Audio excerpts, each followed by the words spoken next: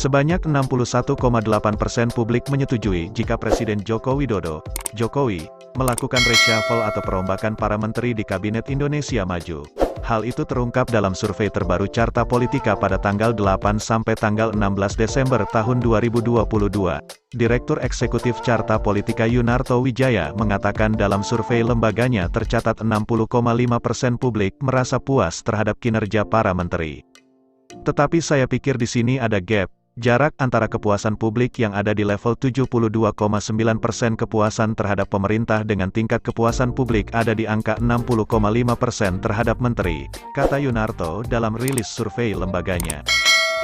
Yunarto menilai kepercayaan terhadap presiden dan wakil presiden masih menjadi faktor yang punya peran. Ini yang menurut saya menjadi catatan dan tidak mengherankan kalau kemudian kita tanyakan terkait dengan persetujuan tentang adanya reshuffle walaupun kebanyakan responden kita menyatakan lebih banyak puas tapi mereka juga setuju ketika ditanyakan terkait rencana ada reshuffle ada angka 61,8% menyatakan setuju, jelas Yunarto. Ia berharap hasil survei tersebut menjadi catatan penting atau pekerjaan rumah, PR, bagi Presiden Jokowi jika ingin meninggalkan legasi. Saya pikir ini yang paling penting buat jadi PR, pekerjaan rumah, buat Pak Jokowi kalau ingin meninggalkan legasi memastikan bukan hanya dirinya dicintai masyarakat tapi kinerja dari menterinya secara sektoral itu juga bisa menopang kepercayaan publik terhadap beliau, ungkap dia.